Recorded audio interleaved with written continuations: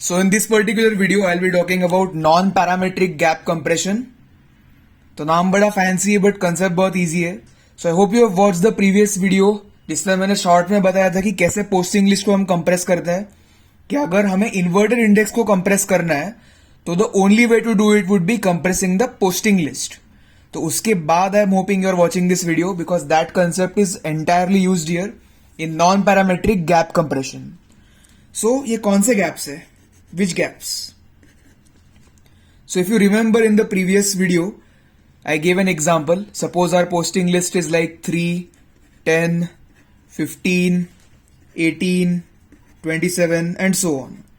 So this is my posting list and these are the document IDs. ये document IDs है कि जो भी list word की ये position list होगी, for example ant word की ये position list है. So all of these are the document IDs. ये एंड वर्ड कौन से डॉक्यूमेंट्स में प्रेजेंट है, इसे बोलते हैं posting list, right? So I told you कि to compress this we use the delta value approach which is the gap method. तो गैप मेथड में हम क्या करते थे कि this same posting list it can be written as, first one should be written as it is, the next one is वो minus उसकी previous value. So 10 minus 3 is 7, 15 minus 10 is 5, 18 minus 15 is 3 and 27 minus 18 is 9. So this is my compressed posting list. Correct? So this is my compressed posting list. और ये जो gaps की बात हो रही है वो ये वाले gaps थे कि जो हमने दो adjacent doc IDs के बीच लिए थे वो gaps की बात हो रही है यहाँ पे. So this is my compressed posting list. तो non parametric gap compression में क्या होता है कि we could have multiple such posting list. यहाँ पे मैंने एक लिखी है compress करके, but I can have for each word I'll have a separate posting list. तो बैट के लिए मेरे पास कुछ पोस्टिंग लिस्ट होगी, उसके बाद कैट के लिए कुछ होगी, सो ऑन सो फोर्थ. सबको मैं कंप्रेस करूंगा. So I have a lot of compressed posting lists, right?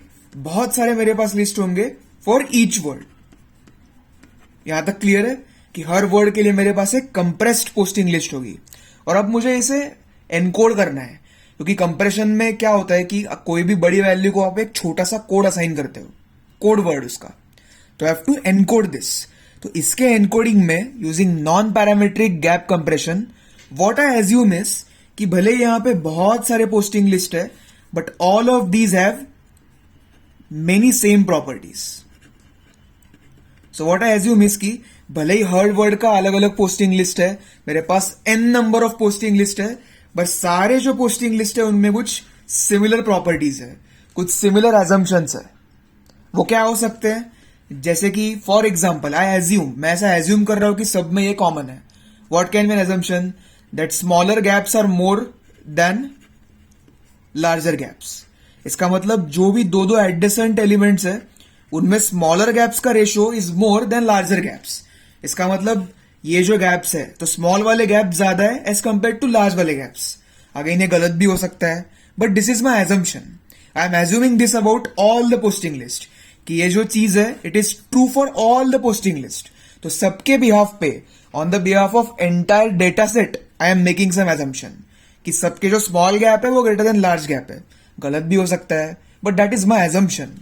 और क्या मैं एज्यूम कर सकता हूं कि फॉर एग्जाम्पल कि जो भी आपके वैल्यूज है वो इवनली डिस्ट्रीब्यूटेड है. दिस इज माई एजम्पशन कि जो भी ये वैल्यूज है across posting list these are all evenly distributed. So this again my assumption. So इस तरीके से we can write certain assumptions about the entire data set. Now this may not be true for some posting list, हो भी सकता है, but what we are saying is कि majority के लिए ट्रू है. अब these assumptions can be anything. I am assuming this, आप कुछ और एज्यूम कर रहे हो कि suppose all of these follows similar patterns, each posting list follows similar pattern. तो इस तरीके से there can be many assumptions about the entire data set. The word is very important, entire data set. कि पूरे सब posting list को मिला के हम एजम्पशंस कर रहे हैं, ये सारे n number of assumptions, but these are regarding the entire data set. अब हो सकता है कि एक पोस्टिंग लिस्ट इसके अगेंस्ट हो, आउटलायर जिसे हम बोलते हैं कि सपोज ये वाली जो पोस्टिंग लिस्ट है थोड़ी हटके है और हटके वाली भी बहुत सारी हो सकती है कि ये एजम्पशंस को वो नहीं कैटर कर रही है, एजम्पशंस में नहीं बैठती. तो वैसी पोस्टिंग लिस्ट को हम नहीं पकड़ रहे. We are categorising about the entire data set. We are talking about the entire data set. तो नॉन पैरामीट्रिक का जो सबसे बड़ा कीवर्ड है, it is about the entire data set, कि सब डेटा सेट को मिलके हम कुछ एजम्पशंस कर रहे हैं एंड वी आर एज्यूमिंग कि वो एजम्पशंस सारे पोस्टिंग लिस्ट को होल्ड कर रहे हैं. So that is why it is known as non parametric. कुछ हम पैरामीटर नहीं रख रहे हर पोस्टिंग लिस्ट के लिए कि भाई तू ऐसा है तू ऐसा है. नो पैरामीटर्स, सबका साथ सबका विकास. नॉन पैरामीट्रिक गैप कंप्रेशन, सबको एक साथ लेके चलो and we are assuming certain things कि ये सारे assumptions are true for the entire data set. तो these are very simple assumptions and इस तरीके से एजम्पशंस से लेके we can use them to compress this posting list या फिर to encode this posting list. तो ऑब्वियसली इसके बहुत सारे एडवांटेज होंगे. तो सबसे पहला is simple and efficient implementation. बहुत सिंपल है, हर एक पोस्टिंग लिस्ट का कुछ नहीं देख रहे हैं, सबका मिला के देख रहे हैं. तो फिर ऐसा अंदर अंदर जाने की जरूरत नहीं, इसका क्या इसका क्या इसका क्या, सबका एक मिलकर जनरलाइज्ड रिप्रेजेंटेशन करेंगे. तो it is very simple. Second one is no need to analyse the individual gap compression, कि एक एक का भी गैप कंप्रेशन को हम इंडिविजुअली एनालाइज नहीं कर रहे हैं, सबको मिला के चल रहे हैं. तो दैट इज अनदर एडवांटेज और फीचर कि no individual gaps are analysed, सबको मिला के चल रहे हैं हम, सबका साथ सबका विकास. Third advantage is what, it is effective for small gaps. अगर स्मॉल गैप्स होंगे तो इस केस में इफेक्टिव होता है, which is again very obvious. And the last one is it is lightweight. कुछ यहां पे इंटेंस नहीं है कॉम्पिटिशनली, क्योंकि हम जनरली एजम्पशंस कर रहे हैं, स्पेसिफिक नहीं कर रहे कि इसके लिए इसके लिए इसके लिए. तो कॉम्पिटिशनली बहुत एक्सपेंसिव होता. अगर हर एक की बात सुनते बैठते कि इसमें कैसा डिस्ट्रीब्यूशन है, इसमें कैसा डिस्ट्रीब्यूशन है, it will be very lengthy, very computationally expensive, overhead बहुत ज्यादा आएगा. So what we are doing is we are making a generic assumptions. These may be some of the assumptions. तो इसीलिए it is very lightweight and it does not have any overhead. So since it is very lightweight, इसमें faster compression and decompression होगा. मतलब इन अभी posting list को जब हम code देंगे, कुछ कोड वर्ड्स देंगे, तो वो भी फास्ट होगा और डीकम्प्रेशन भी फास्ट होगा, क्योंकि इसमें कुछ कॉम्पिटिशनली है ही नहीं. जो भी हमारे सेट ऑफ एजम्पशंस है हम वो पूरे डेटा सेट पे लगा रहे हैं, तो फिर it is very faster in compression and decompression. So that is all about non-parametric gap compression. तो इसमें the basic keyword is सबका साथ सबका विकास. पूरे पोस्टिंग लिस्ट डेटा सेट को एक साथ लेके भी apply some assumptions. We assume कि वो कुछ same properties follow कर रहे हैं. For example, small gap are greater than large gaps. These are evenly distributed. They follow similar patterns. ये जानते हुए भी कि कुछ होंगे कि जो फॉलो नहीं करेंगे, पर उनको हम नहीं देख रहे हैं. हम बोले कि भाई ब्रॉड पर्सपेक्टिव दो, एक ओवरऑल व्यू दो. सो इसीलिए we are using the non parametric gap compression.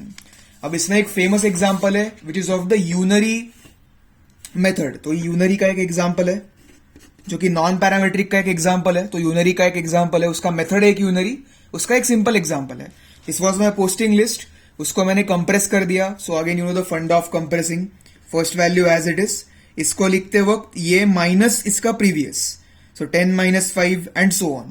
So this is my पूरा लिस्ट. तो बेसिक यहाँ पे आ गया. फिर अभी यहाँ पे देखेंगे तो ये जो मेरी लिस्ट है, this is the final list after gap. इसे मैंने बहुत सारे डेटा सेट से मिक्स करके लिया है. यहाँ पे मैंने एक ही लिखा है, I have multiple posting list, सबको कंप्रेस करके मैंने यहाँ पे डाल दिया. और फिर अब यहाँ पे मैंने देखा कि 4 जो गैप है भाई वो 2 बार आ रहा है. उसके बाद 5 जो है वो 5 टाइम्स आ रहा है, 6 जो है वो 1 आ रहा है, and so on and so forth. So ये जो मेरे फाइनल गैप वैल्यूज है, इनको मैंने ऑकरेंस के साथ प्लॉट किया है, राइट. इनको मैंने ऑकरेंसेस के साथ प्लॉट किया है. सो this is my distribution till now. अब मुझे इन्हें कोड्स असाइन करने हैं. सो कोड कैसे करते हैं यूजुअली, कि जो ज्यादा फ्रीक्वेंट है उसको शॉर्टर कोड्स, तो ज्यादा फ्रीक्वेंट है उसको शॉर्टर कोड्स. ऐसा क्यों? सपोज मेरा वैल्यू 5 है, बार बार आ रहा है, तो इसका कोड भी बार बार यूज होगा. और अगर कोड बार बार यूज हो रहा है तो वो छोटा होना चाहिए ना.